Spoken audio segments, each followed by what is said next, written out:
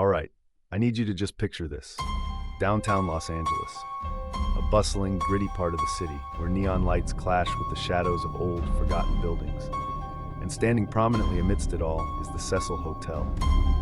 Today, it operates under the guise of Stay on Main, but its original name and its profoundly strange, dark, and mysterious reputation will forever cling to it like a shrine. Built in 1924, the Cecil was once a beacon of elegance, promising lavish stays to business travelers and tourists. But its grandeur quickly faded, giving way to a sinister decline. Over the decades, the hotel transformed into a magnet for the desperate, the disturbed, and the downright dangerous. Its cheap rates attracted transient residents, drug users, and those with nowhere else to go. But more chillingly, the Cecil became inextricably linked to an astonishing, horrifying number of deaths. We're talking about dozens of suicides, people jumping from its windows, landing gruesomely on the pavement below or in the hotel's alleyway. We're talking about murders, some solved, many not.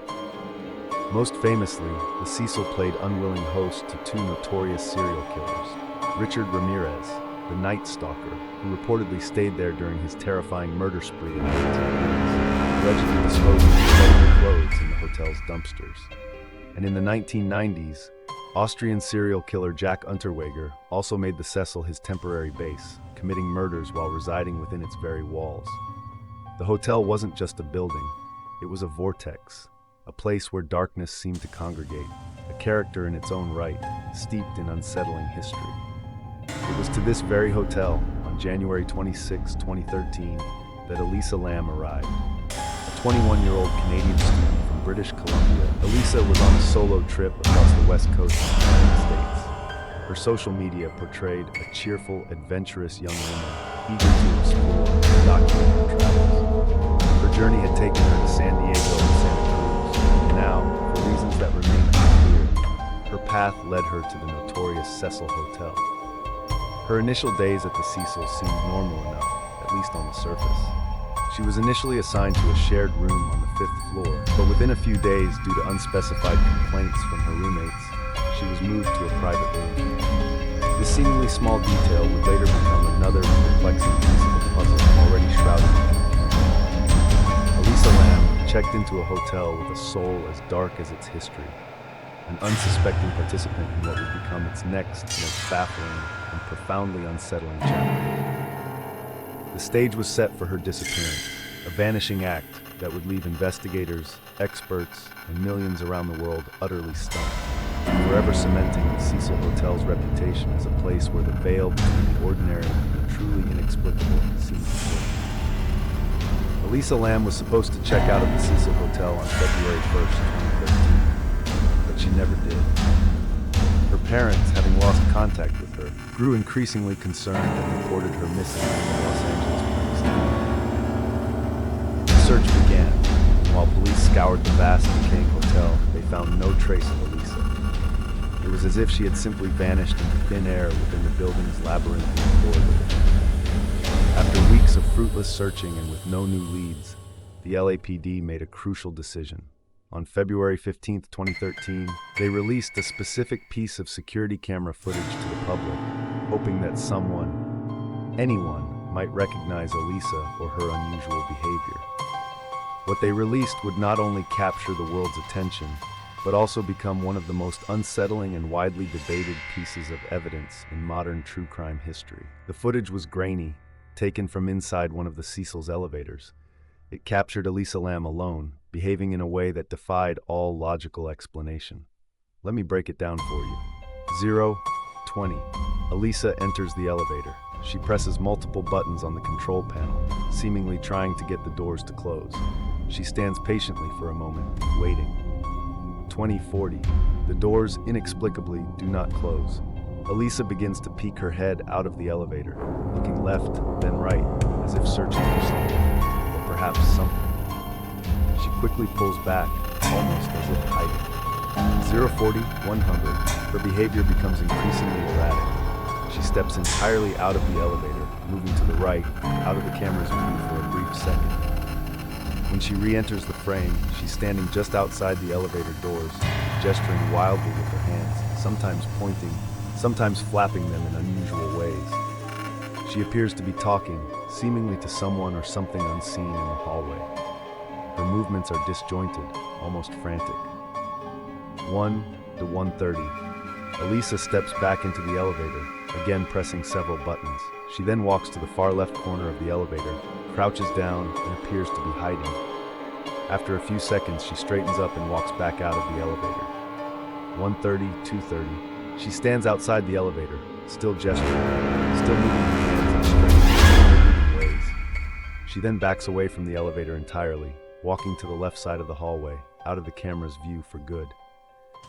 As soon as she disappears from the frame, the elevator doors finally abruptly close. They then open again, and then close again, before the footage ends. The video was profoundly baffling. Was Elisa Lam playing a game? Was she being pursued by an unseen assailant? Was she experiencing a severe mental health crisis, hallucinating, or in a manic state? Was she under the influence of drugs? And perhaps the most unsettling question, why wouldn't those elevator doors close for so long, only to finally shut moments after? The release of this footage turned Elisa Lam's disappearance into a global phenomenon. Millions watched, rewatched, and dissected every second, trying to find a rational explanation for her profoundly strange, dark, and mysterious behavior. But for all the theories and all the amateur detective work, Elisa Lam had simply vanished, leaving behind only a bewildering recording that offered more questions than answers. With Elisa Lam officially reported missing and her erratic behavior captured on released elevator footage, the Los Angeles Police Department launched an extensive investigation. Detectives thoroughly scoured the Cecil Hotel, a massive labyrinthine building with hundreds of rooms, countless nooks and crannies. They checked every guest room, every closet, the laundry facilities, the rooftop, even the basement, leaving no stone unturned in their desperate search. Yet, despite their exhaustive efforts, there was absolutely no sign of Elisa. It was as if the 21-year-old Canadian student had simply evaporated into thin air within the walls of the notoriously grim hotel. It was the release of that eerie elevator video that truly ignited it, transforming it from a local missing persons report into a global obsession. Posted on YouTube, the footage went viral almost instantly. Millions of people around the world watched, paused, rewound, and rewatched every pixel, desperate to find a clue, a hidden meaning, or a rational explanation for Elisa's utterly bewildering actions. The comment sections exploded with theories, arguments, and amateur detective work, turning Elisa Lam's disappearance into a collective, perplexing puzzle for the internet age. The theories that emerged were as varied as they were chilling. The supernatural explanation. Given the Cecil Hotel's dark and violent history, whispers of paranormal activity quickly spread. Some theorized that Elisa was being haunted, or even influenced, by one of the many restless spirits said to reside within the hotel's walls. Online sleuths drew parallels to the 2002 horror film Dark Water, in which a young girl's body is found in a building's water tank after a strange elevator scene, an eerily prescient detail that only added to the supernatural intrigue. The foul play theory. Many viewers believed Elisa was clearly reacting to an unseen presence in the hallway. Was someone else there, just out of frame, pursuing her? Was she trying to hide from an assailant? The idea that she was lured away, abducted, or even murdered by someone else within the hotel gained significant traction, feeding into fears of a hidden predator. The mental health crisis theory. Perhaps the most grounded theory suggested that Elisa, who was known to have been diagnosed with bipolar disorder, was experiencing a severe manic or psychotic episode. Her erratic movements, gestures, and apparent conversations with invisible entities could all be symptoms of such a crisis, leading her to behave irrationally and put herself in danger. The drug-induced state theory. Others speculated that she might have been under the influence of drugs, causing hallucinations or extreme paranoia. However, without a body, this remained pure speculation. Despite the intense scrutiny, the feverish online speculation, and the tireless work of investigators, the case hit a dead end. The Cecil Hotel, a silent witness to countless tragedies, offered no further clues. Elisa Lam, a young woman full of life and adventure, remained missing, swallowed by the mystery of the hotel's dark walls, leaving behind only a bewildering video and a world full of unanswered questions. The profound sense of frustration lingered, as a promising trip had seemingly concluded with a horrifying, inexplicable vanishing act. Weeks turned into a month. Elisa Lam remained missing, and the Cecil Hotel continued to operate, albeit with an unsettling cloud hanging over its dark reputation. However, a new, increasingly persistent problem began to plague the hotel guests: low water pressure and strange tasting water. Complaints escalated, describing the water as having a peculiar odor and a disturbing, dark discoloration. This mundane yet increasingly concerning issue would unexpectedly become the key to unlocking the terrifying truth of Elisa Lam's disappearance. On February 19, 2013, almost 3 weeks after Elisa was last seen, a hotel maintenance worker was dispatched to the rooftop to investigate the water pressure. The task was not simple. To reach the hotel's 4 large industrial water tanks, which supplied water to all the guest rooms, the worker had to navigate a complex route, taking an elevator to the 14th floor, then climbing a staircase to the roof access door, which was normally kept locked. He then had to bypass a small alarm system on the roof door, climb a series of ladders, and finally reach the top of the massive water tanks, which stood nearly 10 feet tall. Each tank was covered by a heavy, difficult-to-open metal hatch. As the worker opened one of the hatches to inspect the water level, he peered into the murky depths. What he saw defied belief and instantly turned the maintenance check into a scene of unimaginable horror. Floating inside the immense water tank was the naked body of Elisa Lam. The discovery was beyond shocking. Elisa's body was found floating face up, approximately 10 feet below the surface of the water.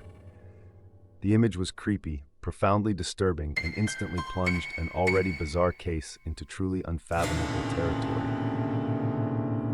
How had she gotten into the tank? The sheer difficulty of accessing the roof, let alone climbing onto and into the tank, was bewildering. The tank's hatch, once opened, was heavy and would have been incredibly difficult for someone inside to close from below. The Los Angeles County Department of Medical Examiner Coroner took possession of Elisa Lam's body. After a thorough autopsy, the official findings were released. There were no signs of physical trauma to her body, no evidence of struggle, and no indication of foul play. Toxicology reports confirmed that while she had consumed some of her prescribed medication for bipolar disorder, there were no illicit drugs in her system. The cause of death was officially ruled as accidental drowning, but the discovery, far from solving the mystery, only deepened it. An accidental drowning? In a sealed water tank on a locked roof after exhibiting such bizarre behavior in an elevator? The official conclusion left more questions than answers, pushing the case even further into the realm of the strange, dark, and mysterious, and cementing Elisa Lam's story as one of the most perplexing modern true crime mysteries. The official ruling of accidental drowning for Elisa Lam's death, while providing a legal conclusion, did little to quell the global fascination and the myriad of questions surrounding her final moments. The discovery of her body in the water tank, instead of offering clarity, only served to recontextualize the infamous elevator video, making her erratic behavior even more haunting and perplexing. The most widely accepted explanation, favored by investigators, points to Elisa experiencing a severe bipolar episode. Her unusual movements, pressing multiple buttons, peeking out, gesturing wildly, could be interpreted as symptoms of a manic or psychotic state, characterized by disorientation, paranoia, or even hallucinations. In such a state, it's theorized she might have somehow made her way to the roof, perhaps seeking refuge or attempting to escape a perceived threat, real or imagined. The idea of paradoxical undressing, where individuals in extreme hypothermia remove their clothes due to a false sensation of warmth, has also been floated, though not definitively linked to this specific case, to explain why she was found naked. Under this theory, she could have climbed into the water tank during a moment of profound delusion, then, unable to get out, accidentally drowned. However, despite the official ruling, profound logistical difficulties continue to plague the accidental explanation. The sheer inaccessibility of the Cecil Hotel's rooftop water tanks remains the largest hurdle for many. To reach them, Elisa would have had to, 1. Take an elevator to the 14th floor, 2.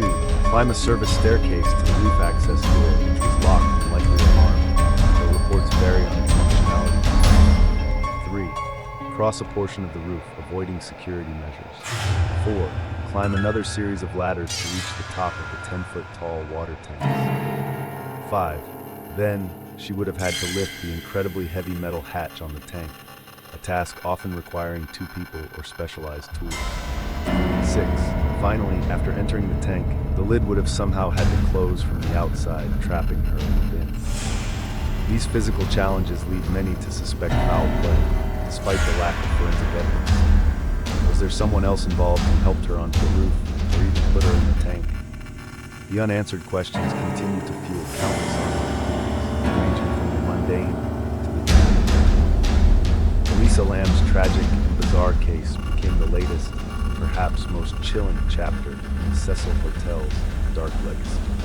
It solidified its reputation as a place where the veil between the ordinary and the truly inexplicable seemed perilously thin, a magnet for the strange, dark, and mysterious. The hotel has since rebranded and undergone renovations, attempting to shed its notorious past, but the story of Elisa Lam remains etched into its very foundations, a haunting reminder of the darkness it has witnessed. In the end, despite investigations, autopsies, and endless theorizing, the full truth of Elisa Lam's final moments remains elusive.